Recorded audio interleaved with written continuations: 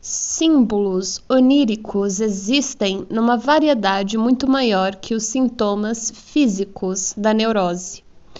Consistem, inúmeras vezes, de elaboradas e pitorescas fantasias, mas se o analista que se defronta com esse material onírico usar a técnica pessoal de Freud, da livre associação, vai perceber que os sonhos podem, com o passar do tempo, ser reduzidos a certos esquemas básicos. Essa técnica teve uma importante função no desenvolvimento da psicanálise, pois permitiu que Freud usasse os sonhos como ponto de partida para a investigação dos problemas inconscientes do paciente. Em seguida, tem uma foto com vários homens e mulheres. E embaixo ele nomeia quem são esses homens e mulheres.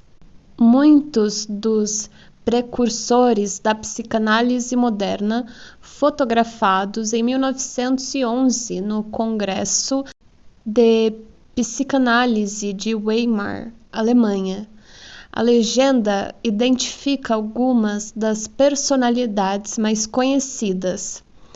Primeira, Sigmund Freud, Viena. Segunda, Otto Henk, Viena. Terceira, Ludwig Biswanger, Kreuzlingen. Quarta, A. Brill, Kanosuga. Quinta, Max Eitingon, Berlim. Sexta, James Putman, Boston. Sétima, Ernest Jones, Toronto. Oitava, Wilhelm Steckel, Viena. Nona, Eugene Breuer, Zurique. Décima, Emma Jung, Kushnat. 11ª, Sándor Ferenczi, Budapeste. 12ª, Jung, Kushnat. Freud fez a observação simples, mas profunda, de que se encorajarmos o sonhador a comentar as imagens dos seus sonhos e os pensamentos que elas lhe sugerem, ele acabará por entregar-se, revelando o fundo inconsciente de seus males, tanto no que diz, quanto no que deixa deliberadamente de dizer. Suas ideias poderão parecer irracionais ou despropositadas, mas, depois de um certo tempo, torna-se relativamente fácil descobrir o que ele está querendo evitar, o pensamento ou a experiência desagradável que está reprimindo. Não importa como vai tentar camuflar tudo isso, o que quer que diga apontará sempre para o cerne das suas dificuldades. Um médico está tão habituado às dificuldades da vida que ele raramente está errado quando interpreta as insinuações do seu paciente como sintoma de uma consciência inquieta. E o que acaba por descobrir vai confirmar, infelizmente, as suas previsões. Até aqui, nada se pode objetar contra a teoria de Freud sobre a repressão e a satisfação imaginária dos desejos como origens evidentes do simbolismo dos sonhos. Freud atribui aos sonhos uma importância especial como ponto de partida para o processo da livre associação.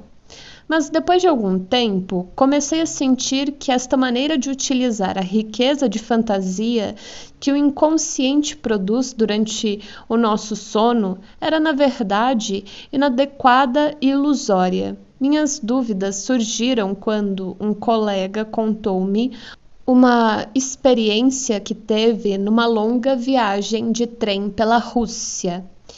Embaixo tem uma daquelas imagens que parece, sabe aquelas placas de Rorschach?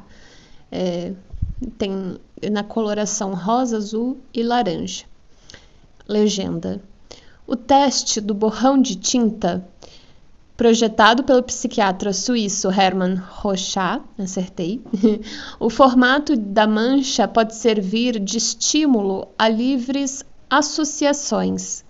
Na verdade, qualquer forma irregular e acidental é capaz de desencadear um processo associativo. Leonardo da Vinci escreveu no seu caderno de notas, abre aspas, não deve ser difícil a você parar algumas vezes para olhar as manchas de uma parede, ou as cinzas de uma fogueira, ou as nuvens, a lama e outras coisas no gênero, nas quais, reticências, vai encontrar ideias verdadeiramente maravilhosas. Fecha aspas. Apesar de não conhecer a língua e nem mesmo decifrar os caracteres do alfabeto cirílico, ele começou a divagar em torno das estranhas letras dos anúncios das estações por onde passava, e acabou caindo numa espécie de devaneio, pondo-se a imaginar todo tipo de significação para aquelas palavras. Uma ideia leva a outra, e naquele estado de relaxamento em que se encontrava, descobriu que esta livre associação despertara nele muitas lembranças antigas.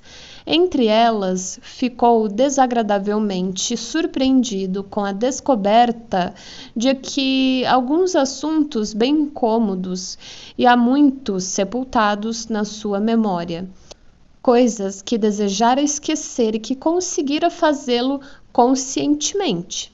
Na verdade, ele chegou ao que os psicólogos chamariam de seus complexos, isto é, temas emocionais reprimidos capazes de provocar distúrbios psicológicos permanentes ou mesmo, em alguns casos, sintomas de neurose. Este episódio alertou-me para o fato de que não seria necessário utilizar o sonho como ponto de partida para o processo da livre associação, quando se quer descobrir os complexos de um paciente. Mostrou-me que podemos alcançar o centro diretamente de qualquer dos pontos de uma circunferência, a partir do alfabeto cirílico, de meditações sobre uma bola de cristal, de um moinho de orações dos lamaístas, de uma pintura moderna ou até mesmo de uma conversa ocasional a respeito de qualquer banalidade. O sonho não vai ser, neste particular, mais ou menos útil do que qualquer outro ponto de partida que se tome. No entanto, os sonhos têm uma significação própria. Mesmo quando provocados por alguma perturbação emocional em que estejam também envolvidos os complexos habituais do indivíduo, que são pontos sensíveis da psique que reagem mais rapidamente aos estímulos ou perturbações externas, é por isso que a livre associação pode levar o indivíduo de um sonho qualquer aos pensamentos secretos mais críticos. Nessa altura, ocorreu-me, no entanto, que se até ali eu estivera certo, podia-se razoavelmente deduzir que os sonhos têm uma função própria, mas especial e significativa. Muitas vezes têm uma estrutura bem definida, com um sentido evidente, indicando alguma ideia ou intenção subjacente, apesar de estas últimas não serem imediatamente inteligíveis. Comecei, pois, a considerar se não deveríamos prestar mais atenção à forma e ao conteúdo do sonho, em vez de nos deixarmos conduzir pela livre associação de uma série de ideias, para então chegar aos complexos que poderiam ser facilmente atingidos também por outros meios. Esse novo pensamento foi decisivo para o desenvolvimento da minha psicologia. A partir daquele momento, desisti gradualmente de seguir as associações que se afastassem muito do texto de um sonho. Preferi antes concentrar-me nas associações com o próprio sonho, convencido de que o sonho expressaria o que de específico o inconsciente estivesse tentando dizer. Tal mudança de atitude acarretou uma consequente transformação nos meus métodos, uma nova técnica que levava em conta todos os vários e amplos aspectos do sonho. Uma história narrada pelo nosso espírito consciente tem início, meio e fim. O mesmo não acontece com o sonho. Suas dimensões de espaço e tempo são diferentes. Para entendê-lo, é necessário examiná-lo sob todos os seus aspectos. Exatamente como quando tomamos um objeto desconhecido nas mãos e o viramos e reviramos até nos familiarizarmos com cada detalhe. Talvez agora eu já tenha dito o suficiente para mostrar como, cada vez mais, foi aumentando a minha discordância em relação à livre associação como Freud a utilizara inicialmente. Eu desejava manter-me o mais próximo possível do sonho, excluindo todas as ideias e associações irrelevantes que ele pudesse evocar. É verdade que tais ideias e associações podem levar-nos aos complexos do paciente, mas eu tinha em mente um objetivo bem mais avançado do que a descoberta de complexos causadores de distúrbios neuróticos. Há muitos outros meios de identificação dos complexos. Os psicólogos, por exemplo, podem obter todas as indicações e referências de que necessitam, utilizando os testes de associação de palavras, perguntando ao paciente o que ele associa a um determinado grupo de palavras e estudando então as suas respostas. Mas para conhecer e entender a organização psíquica da personalidade global de uma pessoa, é importante avaliar quão relevante é a função de seus sonhos e imagens simbólicas. A maioria das pessoas sabe, por exemplo, que o ato sexual pode ser simbolizado por uma imensa variedade de imagens, ou representado sob forma alegórica. Cada uma dessas imagens pode, por um processo associativo, levar à ideia da relação sexual e aos complexos específicos que se incluem no comportamento sexual de um indivíduo. Mas, da mesma maneira, podemos descobrir esses complexos graças a um devaneio em torno de um grupo de letras indecifráveis do alfabeto russo. Fui assim levado a admitir que um sonho pode conter outra mensagem além de uma alegoria sexual, e que isso acontece por motivos específicos. Para ilustrar essa observação, tem duas imagens, em uma está em preto e branco, eu acho que em uma é um indiano sentado no chão, com uma roupa bem larguinha, e na outra parece uma senhora perto de uma mesa, com uma bolsa em cima da mesa. Ela parece estar com roupas festivas.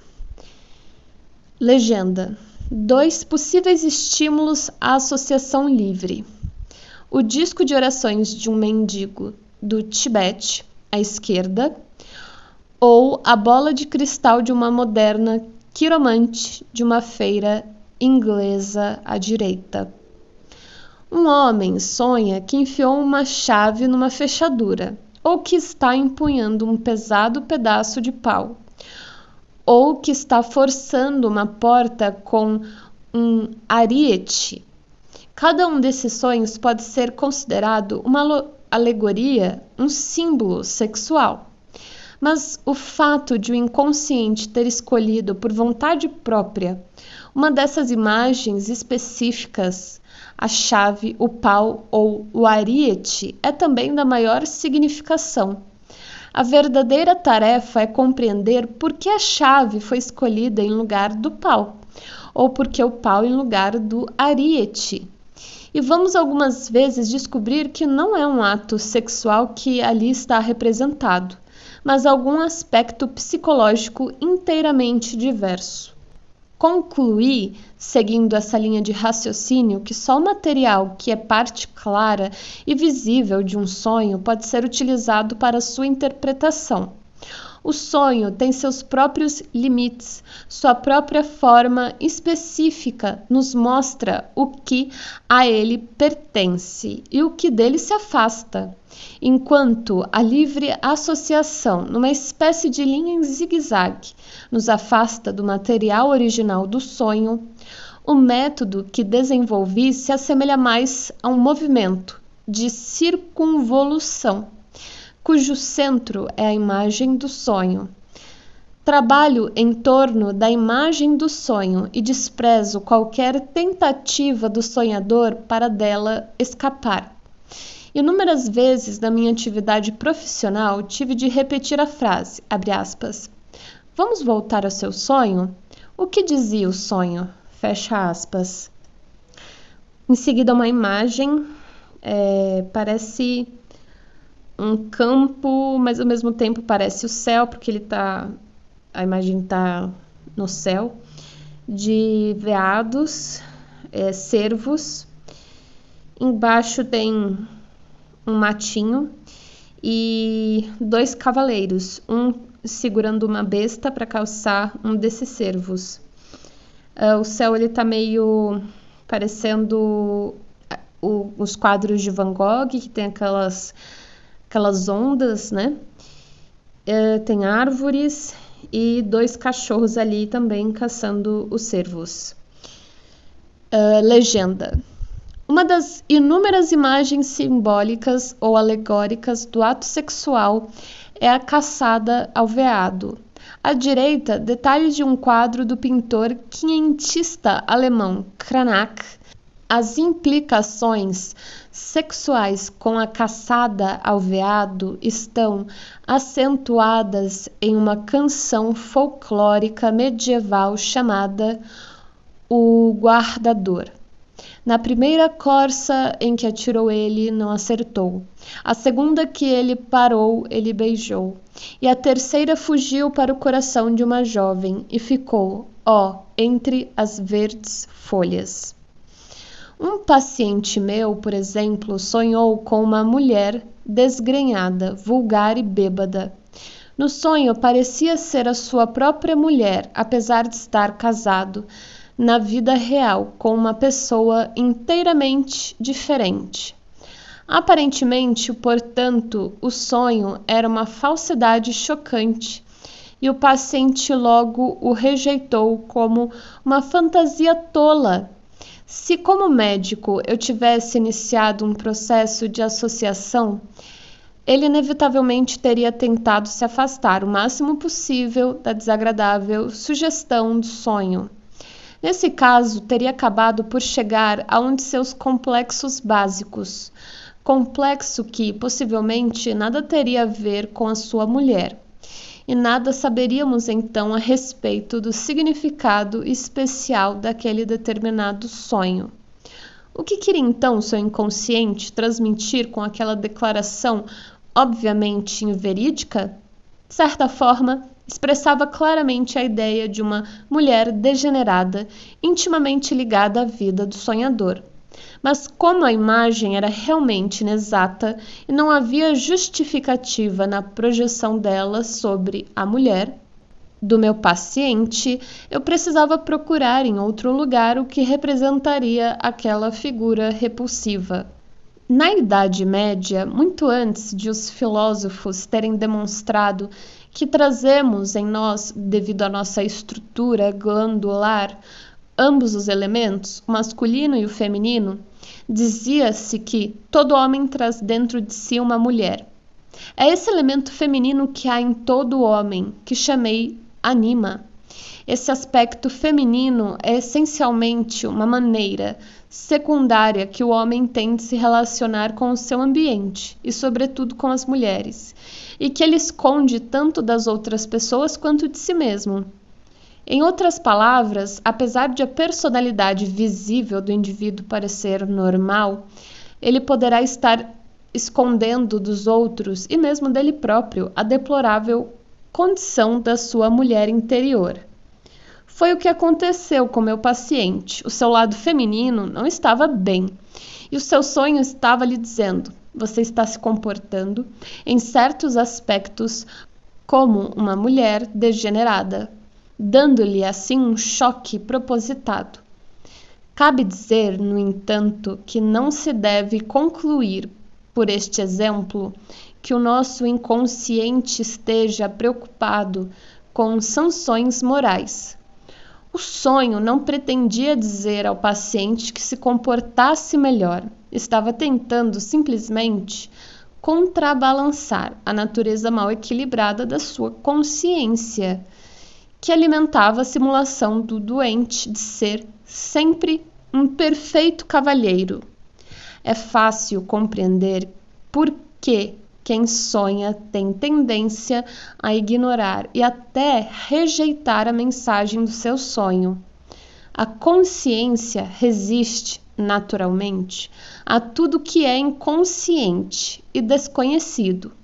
Já assinalei a existência entre os povos primitivos daquilo a que os antropólogos chamam misoneísmo, um medo profundo e supersticioso do novo. Ante acontecimentos desagradáveis, os primitivos têm as mesmas reações do animal selvagem. O homem civilizado reage a ideias novas da mesma maneira, erguendo barreiras psicológicas que o protegem do choque trazido pela inovação.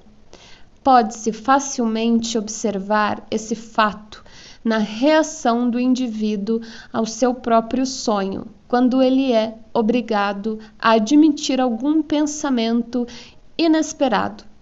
Muitos pioneiros da filosofia, da ciência e mesmo da literatura foram vítimas desse conservadorismo inato dos seus contemporâneos. A psicologia é uma das ciências mais novas e, por tratar do funcionamento do inconsciente, encontrou inevitavelmente o misoneísmo na sua forma mais extremada. Bem, temos mais uma imagem. Parece um frei e uma senhora atrás. Não parece ser uma freira, ela parece bem naquela época que é situado Romeu e Julieta, que as mulheres usavam o tipo de véu que a ama da Julieta usa. E aí tem o frei, ele tem um chapéuzinho que ele está segurando na mão. O bolso dele tem um mecanismo, parece duas chaves, não dá para descrever muito bem. A moça está segurando uma cordinha de contas na mão. Eles estão abrindo uma porta que tem uma tranca, bem evidente. Atrás tem um homem barbudo segurando um chapéu, escorado em outra porta aberta. Tem uma parede de tijolos atrás e na porta aberta do fundo dá para ver casinhas e pessoas em cima de cavalos. Agora vamos para a legenda. Uma chave na fechadura pode ser um símbolo sexual, mas não invariavelmente. Detalhe do retábulo de um altar pelo artista quatrocentista Flamengo Campin. A porta simboliza a esperança. A fechadura significaria a caridade e a chave o desejo de encontrar Deus. Próxima imagem, vou direto na legenda. Um bispo britânico, ao consagrar uma igreja, cumpre uma cerimônia tradicional, batendo na porta com um báculo, que obviamente não é um símbolo fálico, mas símbolo de autoridade. O cajado do pastor não se pode dizer de nenhuma imagem simbólica que ela tenha um significado universal e dogmático. A seguida, uma imagem que eu já descrevi antes, só que agora parece mais próxima. Um rei e uma rainha, os dois pela metade unidos, nas costas dele uma asa de morcego. O rei está segurando uma espada enfincada numa coroa. Aos seus pés tem duas serpentes, no pé da rainha e no pé do rei. Essas serpentes têm cabeça de mulher. Embaixo das serpentes, metade de um dragão para a esquerda e metade de um dragão para a direita, com pés de galinha, e tem duas coroas, uma de cada lado. Legenda: Anima é o elemento feminino no inconsciente masculino. Tanto a anima quanto o ânimos do inconsciente feminino são discutidos no capítulo 3. Essa dualidade interior é simbolizada muitas vezes por uma figura hermafrodita como a que está acima, reproduzida de um manuscrito alquímico do século XVII. Próxima imagem. Um círculo, parece uma pedra, com escrituras. Legenda: uma imagem física da bissexualidade psíquica do homem, uma célula humana com os seus cromossomas. Todo organismo tem 2 grupos de cromossomas, um de cada um de seus progenitores. Próximo capítulo: o passado e o futuro no inconsciente. Esbocei até aqui alguns dos princípios em que me baseei para chegar à questão dos sonhos, pois quando se deseja investigar a faculdade humana de produzir símbolos, os sonhos são comprovadamente o material fundamental e mais acessível para isso. Os 2 pontos essenciais a respeito dos sonhos são os seguintes. Em primeiro lugar, o sonho deve ser tratado como um fato a respeito do qual não se fazem suposições prévias, a não ser a de que ele tem um certo sentido. Em segundo lugar, é necessário aceitarmos que o sonho é uma expressão específica do inconsciente. Dificilmente poder-se-á expor esses princípios de maneira mais despretensiosa. E mesmo que algumas pessoas menosprezem o inconsciente, têm de admitir que é válido investigá-lo. O inconsciente está, no mínimo, no mesmo nível do piolho, que, afinal, desfruta do interesse honesto do entomologista. Se aqueles que possuem pouca experiência e escassos conhecimentos a respeito dos sonhos consideram-nos apenas ocorrências caóticas sem qualquer significação, têm toda a liberdade de fazê-lo. Mas se julgarmos o sonho um acontecimento normal, o que na verdade ele é, temos de ponderar que ou ele é casual, isto é, há uma causa racional para sua existência, ou, de certo modo, intencional, ou ambos.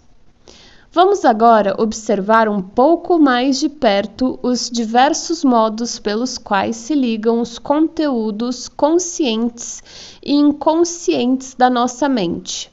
Tomemos um exemplo com que estamos todos familiarizados.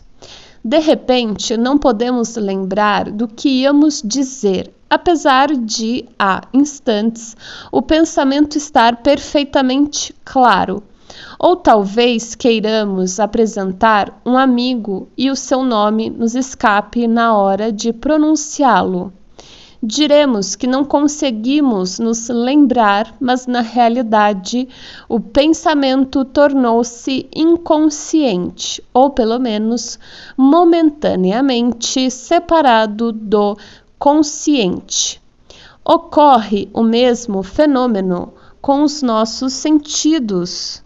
Se ouvirmos uma nota contínua emitida no limite da audibilidade, o som parece interromper-se a intervalos regulares para começar de novo. Essas oscilações são causadas por uma diminuição e um aumento periódicos da nossa atenção, e não por qualquer alteração na nota. Quando alguma coisa escapa da nossa consciência, essa coisa não deixou de existir, do mesmo modo que um automóvel que desaparece na esquina não se desfez no ar. Apenas o perdemos de vista, assim como podemos mais tarde ver novamente o carro. Também reencontramos pensamentos temporariamente perdidos. Parte do inconsciente consiste, portanto, de uma profusão de pensamentos, imagens e impressões provisoriamente ocultos e que, apesar de terem sido perdidos, continuam a influenciar nossas mentes conscientes. Um homem desatento ou distraído pode atravessar uma sala para buscar alguma coisa. Ele para, parecendo perplexo, esqueceu o que buscava. Suas mãos tateiam pelos objetos de uma mesa como se fosse um sonâmbulo. Não se lembra do seu objetivo inicial, mas ainda se deixa inconscientemente guiar por ele. Percebe então o que queria, foi o seu inconsciente que o ajudou a se lembrar. Se observarmos o comportamento de uma pessoa neurótica, podemos vê-la fazendo muitas coisas de modo aparentemente intencional e consciente. No entanto, se a questionarmos, descobriremos que ou não tem consciência alguma das ações praticadas, ou então que pensa em coisas bem diferentes. Ouve, mas está surda, vê, mas está cega, sabe e parece ignorante. Esses exemplos são tão frequentes que o especialista logo compreende que aquilo que está contido inconscientemente no nosso espírito comporta-se como se fosse consciente e que nunca se pode ter certeza, em tais casos, se o pensamento, fala ou ação são conscientes ou não. Duas imagens, as duas em preto e branco. A primeira parece um lugar, um teatro, um lugar com muitas pessoas se reunindo, sentadas para ver um show. No meio ou na frente, um senhor, um homem de meia idade, com uma camiseta branca, meio curvado. Na outra imagem, um homem com uma camiseta branca certinha, né, tipo dentro da calça, manga dobrada, mas com a cabeça curvada, e um outro homem atrás. Legenda. O misoneísmo, medo e ódio irracionais de ideias novas foi um grande obstáculo à aceitação geral da psicologia moderna. A teoria evolucionista de Darwin também sofreu essa oposição. Um professor norte-americano chamado Scopes foi julgado em 1925 por ter ensinado evolução. Na esquerda, o advogado Clarence Darrow defendendo Scopes, na direita, o próprio Scopes. Olha, eu vou falar para vocês, essas imagens não dá para ter certeza de nada, porque elas não são muito nítidas, elas são bastante borradas, realmente parece um jogo de adivinhação. Próxima imagem. É um pequeno quadrinho assim, com uma sombra atrás, imitando um macaco, mas erguido, né, de pé, como um homem. Ele está segurando uma vareta, quase como um cajado, e tem uma placa na frente dele. I am a Manand, Mananda, M-A-N-A-N-D, embaixo A, brother. I am a Manand brother, algo assim. Do lado, uma senhora, também em desenho, ela está sentada segurando um livro e ela está olhando para uma lâmpada e para a energia elétrica que está saindo dessa lâmpada. Legenda.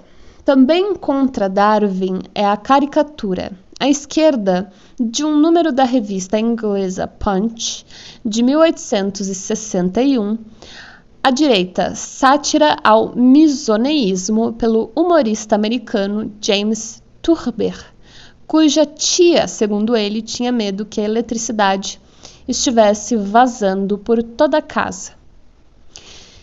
Esse tipo de comportamento que leva tantos médicos a rejeitarem as afirmações de pacientes histéricos como se fossem mentiras. Tais pessoas certamente arquitetam maior número de inexatidões do que a maioria de nós, mas mentira dificilmente será a palavra certa a empregar. De fato, o seu estado mental provoca uma conduta indecisa, já que a sua consciência está sujeita a eclipses imprevisíveis causados por interferência do inconsciente. Até mesmo as sensações táteis de tais pessoas podem revelar semelhantes flutuações perceptivas. A pessoa histérica pode, num determinado momento, sentir a agulha com que lhe picam o braço, em outro nada sentir, se for possível fixarmos sua atenção num determinado ponto. Seu corpo inteiro pode ficar anestesiado até haver um relaxamento na tensão que causou aquele adormecimento dos sentidos. A percepção sensorial é, então, imediatamente restaurada durante todo o tempo. No entanto, o doente sabe inconscientemente o que lhe está acontecendo. O médico observa claramente todo esse processo quando hipnotiza um paciente. É fácil demonstrar que o paciente registrou todos os detalhes. A picada no braço ou um comentário feito durante o eclipse da consciência podem ser lembrados tão exatamente como se não houvesse anestesia ou esquecimento. Lembro-me de uma mulher que chegou à clínica em estado de completa letargia, quando no dia seguinte recobrou a consciência, sabia quem era, mas não sabia onde estava, nem como e por que ali se encontrava. Não se lembrava sequer da data. No entanto, depois que eu a hipnotizei, disse-me por que ficara doente, como chegara à clínica e quem a recebera. Todos esses detalhes puderam ser comprovados. Ela foi capaz, inclusive, de dizer a hora em que chegara à clínica, porque havia um relógio no hall de entrada. Hipnotizada, sua memória mostrava-se tão clara como se tivesse estado totalmente consciente o tempo inteiro. Quando se discute esse assunto, traz-se habitualmente o testemunho da observação clínica. Por essa razão, muitos críticos alegam que o inconsciente e todas as suas sutis manifestações pertencem unicamente à esfera da psicopatologia.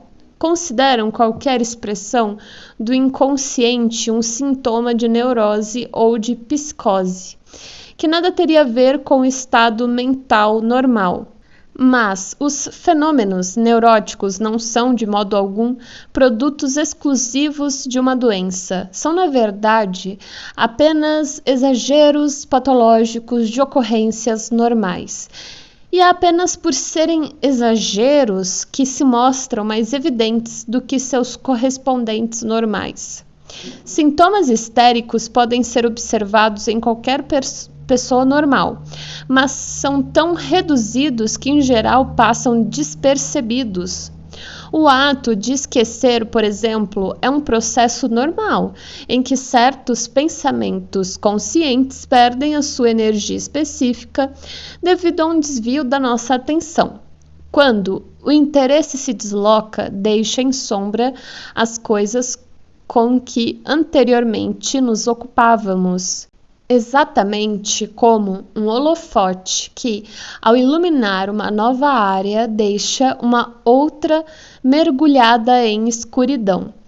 Isso é inevitável, pois a consciência só pode conservar iluminadas algumas imagens de cada vez, e mesmo assim com flutuações nessa claridade. Os pensamentos e ideias esquecidos não deixarão de existir, apesar de não poderem se reproduzir à vontade. Estão presentes num estado subliminar, para além do limiar da memória, de onde podem tornar a surgir espontaneamente a qualquer momento, algumas vezes anos depois de um esquecimento aparentemente total.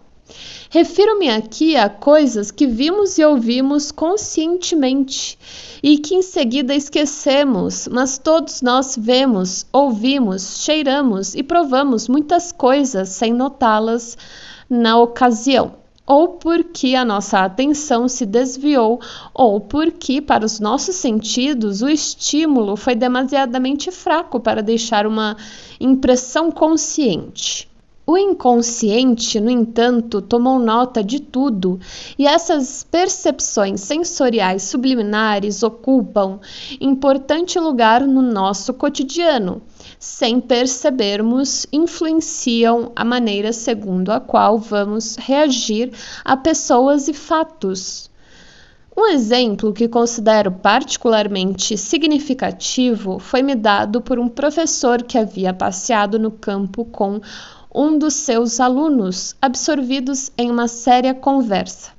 De repente verificou que seus pensamentos estavam sendo interrompidos por uma série de inesperadas lembranças da sua infância, sem conseguir justificar tal distração. Nada do que até então estivera discutindo tinha qualquer ligação com aquelas lembranças. Olhando para o caminho percorrido, viu que haviam passado por uma fazenda quando surgira a primeira dessas recordações da sua infância. Propôs ao aluno que retornasse ao local onde se haviam iniciado aquelas fantasias. Chegando lá, sentiu o cheiro de gansos e imediatamente percebeu que esse cheiro desencadeara a série de recordações. Agora uma imagem. Eu estou dando a descrição das imagens porque eu imagino que não é todo mundo que vai procurar uma imagem por vez no Google enquanto estão ouvindo esse áudio. Então, para aqueles que não vão procurar, de acordo com o que enunciarem na legenda, pelo menos vocês vão conseguir ter uma ideia, né, do que é a imagem. Bom, é um espaço com algumas árvores no fundo, tem vários homens que estão só de bermuda, eles aparentemente estão dançando, com os corpos inclinados para trás, mas é uma dança. Parece ter umas tochas de fogo, não dá para saber muito bem, a imagem em preto e branco, não tem muita nitidez. Esse lugar parece um parque, tem grades atrás, tem uma pedra alta no meio e vários homens, né? Parecem que estão dançando. Legenda. Em casos pronunciados de histeria coletiva, antigamente chamava-se estar possuído. A consciência e a percepção sensorial comum parecem eclipsar-se. O frenesi de uma dança de espadas balinesa faz com que os dançarinos entrem em transe e algumas vezes voltem as suas armas contra si próprios. Próxima imagem. Homens e mulheres em um salão dançando. Alguns de olhos fechados, outros sorrindo, mas é uma dança. Do lado dessa imagem tem a imagem de um homem, ele está sentado, parece ser a mesma época das duas imagens. Ele está com uma cara de que parece que levou um soco, porque ele está com os dentes um pouco expostos, o rosto com colorações diferentes, mas não sei se ele dançou muito ou se ele se machucou. Legenda: o rock and roll em seu momento mais popular, parecendo provocar uma excitação análoga. Embaixo temos 3 imagens, nas 3 são mulheres negras, parece que estão na África, não dá para saber muito bem, tá bem borrado, mas elas seguram coisas na cabeça, aqueles parecem chapéus, mas não sei se são cestas de roupas, não sei. Mas tem umas roupas meio típicas. Basicamente isso. Legenda: entre os povos primitivos, estar possuído significa que um deus ou demônio apossou-se de um corpo humano. À esquerda, uma mulher haitiana desmaia em êxtase religioso. Ao centro e à direita, haitianos possuídos pelo deus Gueda, ou Guerreda, que se manifesta sempre nesta posição, pernas cruzadas e cigarro na boca. Eles estão sentados com as pernas cruzadas. Sim, e cigarro na boca. Outra imagem. Uma é uma mulher, parece Estados Unidos daqui, porque atrás tem aqueles letreiros que eles usavam dentro para estabelecimentos que vão fazer apresentações. Está escrito The Dolly Pound Church, God with Signs Following. A mulher, ela tá com os olhos fechados, parece que está mentalizando, olhando para cima, tem um jarro do lado dela. Na imagem da direita tem mulheres também. As de trás, uma parece estar gritando, incentivando, a outra está só olhando, e a do meio tá tirando uma coisa da boca, não sei se é uma cobra ou um pano, não dá pra saber. Mas a mulher parece estar bem esfarrapada, assim, bem meio descuidada. Legenda: um culto religioso no Tennessee, Estados Unidos, em que segurar em serpentes venenosas faz parte de algumas cerimônias. A histeria é provocada pela música, pelo canto e por palmas. As serpentes passam de mão em mão e algumas vezes os participantes são fatalmente mordidos pela cobra. Na sua juventude, ele vivera numa fazenda onde criavam gansos e o seu odor característico lhe deixara uma impressão duradoura, apesar de adormecida. Ao passar pela fazenda, naquela caminhada, registrara subliminarmente aquele cheiro, e essa percepção inconsciente despertou experiências há muito esquecidas da sua infância. A percepção foi subliminar, porque a atenção estava concentrada em outra coisa qualquer, e o estímulo não fora forte o bastante para desviá-la, alcançando diretamente a consciência. No entanto, trouxe à tona a lembrança esquecida, ou no caso, as lembranças. Tal efeito de sugestão ou espécie de detonação de desencadeamento é capaz de explicar o aparecimento de sintomas neuróticos e também de outras recordações benignas, quando se vê alguma coisa, se sente um cheiro ou se ouve um som que lembre circunstâncias passadas. Uma jovem, por exemplo, pode estar trabalhando no seu escritório, aparentemente gozando de boa saúde e de bom humor. Momentos depois pode estar com uma dor de cabeça terrível e revelar outros sinais de angústia, sem que os percebesse conscientemente. Ouvira a sirene distante de um navio, recordando-se inconscientemente da triste despedida de um homem de quem tentava se esquecer. Além do esquecimento normal, Freud descreveu vários casos de esquecimento de lembranças desagradáveis, recordações que estamos prontos para perder. Como observou Nietzsche, quando o orgulho está em jogo, a memória prefere ceder. Assim, entre as recordações perdidas encontramos várias cujo estado subliminar e que não podemos reproduzir voluntariamente se deve à sua natureza desagradável. Os psicólogos chamam isso de conteúdos recalcados. Embaixo tem uma imagem de vários carros em preto e branco formando o símbolo da Volkswagen. Legenda: os carrinhos miniatura que neste anúncio formam a logo da Volkswagen podem detonar no espírito do leitor recordações inconscientes de sua infância, se forem lembranças desagradáveis. O prazer está associado inconscientemente ao produto e à marca. Bom exemplo é o da secretária que tem ciúmes de uma das sócias do seu patrão. Frequentemente, ela se esquece de convidar esta pessoa para reuniões, apesar de o nome estar nitidamente marcado na lista que utiliza. Se interpelada sobre esse fato, dirá simplesmente que se esqueceu ou que a perturbaram no momento. Jamais admite, nem para si mesma, o motivo real de sua omissão.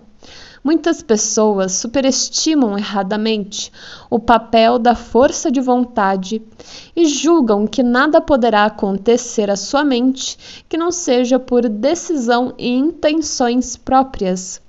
Mas precisamos aprender a distinguir cuidadosamente entre o conteúdo intencional e o conteúdo involuntário da mente. O primeiro se origina da personalidade do ego. O segundo, no entanto, nasce de uma fonte que não é idêntica ao ego, mas a sua outra face. É esta outra face que faz a secretária esquecer os convites.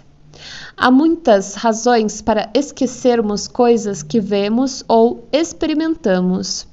E há igual número de maneiras pelas quais elas podem ser relembradas. Um exemplo interessante é o da criptomnésia, ou recordação escondida. Um autor pode estar escrevendo de acordo com um plano pré-estabelecido, trabalhando num determinado argumento ou desenvolvendo a trama de uma história quando, de repente, muda de rumo. Talvez lhe tenha ocorrido alguma nova ideia, uma imagem diferente ou um enredo secundário inteiramente inédito. Se lhe perguntarmos o que ocasionou essa digressão, ele não será capaz de explicar. Talvez nem mesmo tenha notado a mudança, apesar de ter escrito algo inteiramente novo e de que não possuía, aparentemente, nenhum conhecimento anterior. No entanto, pode-se muitas vezes provar-lhe que o que acabou de escrever tem uma enorme semelhança com o trabalho de outro escritor, trabalho que crê nunca ter visto. Eu mesmo encontrei um exemplo fascinante desse processo num livro de Nietzsche, Assim Falou Zaratustra, onde o autor reproduz quase literalmente um incidente relatado num diário de bordo no ano de 1686. Por mero acaso, eu havia lido um resumo dessa história num livro publicado em 1835, meio século antes do livro de Nietzsche. Quando encontrei a mesma passagem em Assim falou Zaratustra, espantei-me com o estilo tão diferente do de Nietzsche. Convenci-me de que também Nietzsche lera aquele antigo livro, apesar de não lhe ter feito qualquer referência. Escrevi à sua irmã, que ainda era viva naquela ocasião, e ela me confirmou que, na verdade, o livro fora lido tanto por ela quanto pelo irmão, quando este tinha 11 anos. Verifica-se pelo contexto que é inconcebível pensar que Nietzsche tivesse qualquer desconfiança de estar plagiando aquela história. Creio que simplesmente 50 anos mais tarde a história entrou em foco na sua consciência.